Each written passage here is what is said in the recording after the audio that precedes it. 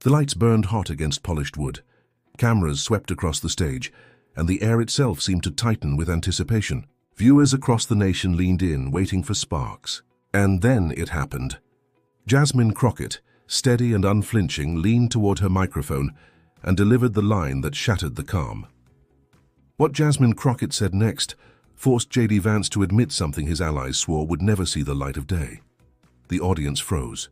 Even Vance, usually rehearsed and composed, blinked hard as if bracing for a storm he hadn't prepared for. Crockett's words cut through the noise like glass shattering on marble, direct, precise, unafraid. In that single instant, the balance of the debate shifted. She didn't shout. She didn't waver. Her power came from calm clarity, the kind that makes an opponent stumble without even realizing they've lost their footing.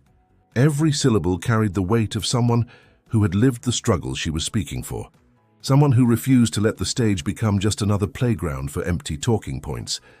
Vance's jaw tightened. He searched for a way out, a polished counter, a practiced smirk. But the trap had already been set. Crockett had cracked open the door to a truth his team had sworn to bury, and now the whole country was leaning forward to see what would come spilling out. The crowd murmured. The moderator shifted in their chair. Social media lit up within seconds, hashtags firing, clips already looping before the debate even reached its midpoint. Something extraordinary had begun, and everyone watching knew they were witnessing more than politics. They were watching a reckoning, because in that moment it wasn't just Crockett against Vance. It was dignity against deception, courage against cowardice, truth against the machinery built to suppress it. And while the debate had just started, one fact was already clear.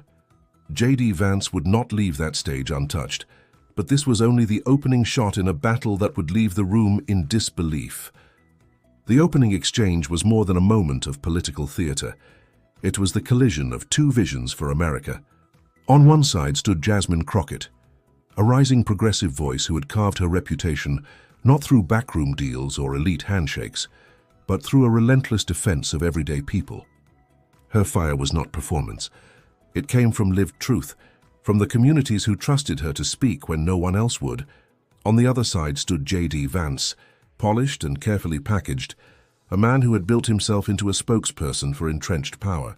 His story had once been sold as a tale of humble beginnings, but the gloss of authenticity had long since given way to alliances with the very forces that profited from division and silence. Vance wasn't just debating Crockett. He was standing in for an entire establishment that had decided which truths could be told and which had to be buried. That's why this clash mattered. It wasn't about sound bites or scoring cheap applause lines.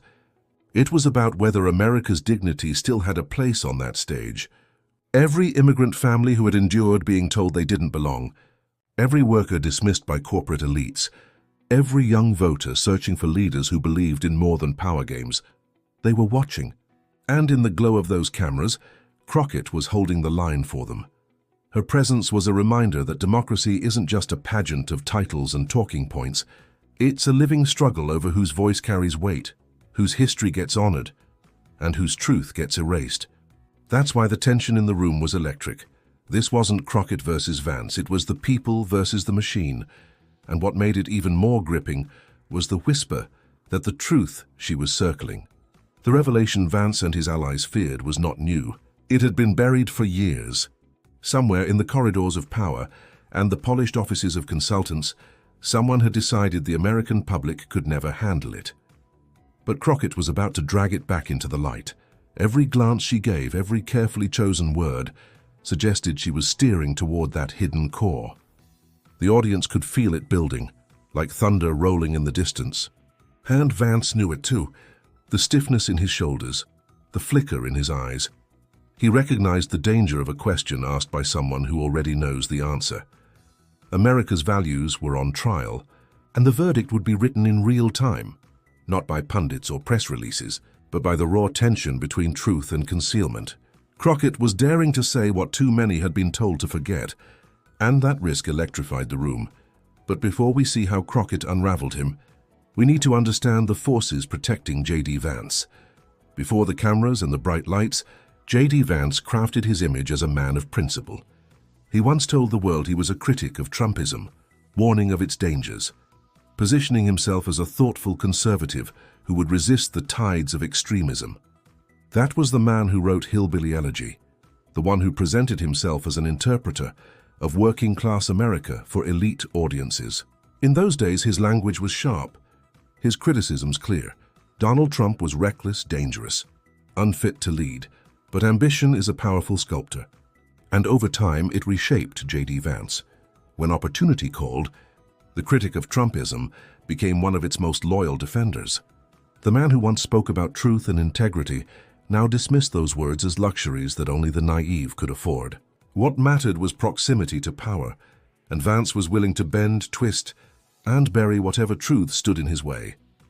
His allies celebrated his transformation as political maturity, but to many, it looked like betrayal.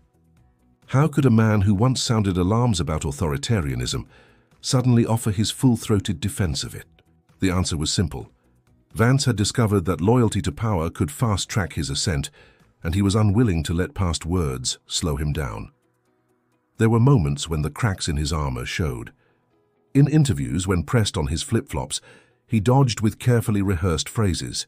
Asked why he had condemned Trump only to embrace him, Vance would shift the subject, paint himself as evolving, or accuse his critics of misunderstanding his intent.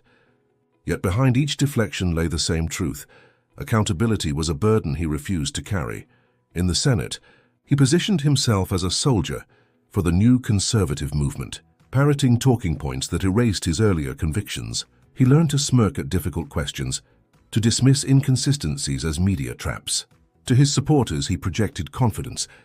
To his detractors, he radiated opportunism. But beneath it all, he understood one thing clearly. His ascent depended on never letting the public dwell too long on the man he used to be, and that is why Jasmine Crockett was so dangerous to him. She wasn't bound by his rules of polished evasion.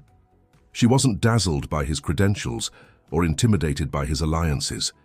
She spoke with the urgency of someone who had no interest in protecting fragile egos, no patience for double-speak. Where others tiptoed, she charged directly at the contradictions he hoped no one would remember. Vance feared exposure, because exposure threatened the delicate mask he had built. His political rise depended on the illusion of consistency, on the idea that he was always steady, always principled, always aligned with the movement he now championed. But Crockett's presence was a reminder that his past words had not vanished, that his flips and evasions could still be held against him. He had spent years perfecting the art of burying the truth under layers of polish. Yet polish only shines when the lights are controlled, the questions predictable, the audience forgiving. On that stage, with Crockett opposite him, none of those conditions held. And so, as the crowd leaned in, as social media erupted with anticipation, Vance carried not just the burden of defending his present positions, but the ghost of every contradiction he thought he had silenced. He was polished, yes. He was ambitious, certainly. But ambition without integrity carries its own shadow, and shadows under the glare of the spotlight can no longer be hidden. But for all his polish, Vance feared one opponent more than any, someone who refused to play by his rules. Before Jasmine Crockett's voice echoed through the halls of Congress, before she stood beneath the blinding stage lights with the nation watching, her journey began in courtrooms far from the spotlight. She wasn't born into privilege, nor was her path lined with easy victories. Crockett carved her way forward with grit, a fierce belief in justice, and a refusal to back down when the odds were stacked against her. As a lawyer, she stood on the front lines of civil rights battles. She defended those whom society had written off, those denied dignity and fairness. In those rooms, often outnumbered and underestimated, she learned to sharpen her arguments like a blade. She knew what it was like to walk in and feel the doubt before she even opened her mouth. Doubt about her age, her gender, her skin. But every case she took, every client she fought for hardened her resolve. She became known not as someone who bent under pressure, but as someone who stood taller because of it. Her work wasn't glamorous. It was grueling. Long nights spent poring over documents, mornings waking to the weight of knowing that people's lives depended on her ability to cut through lies and half-truths. And yet she embraced it, not for recognition, but because she believed that truth mattered, that justice was not a luxury for the few, but a right for all. That resilience followed her into politics. When she rose to Congress, She carried the courtroom fire with her. She spoke with the cadence of someone who had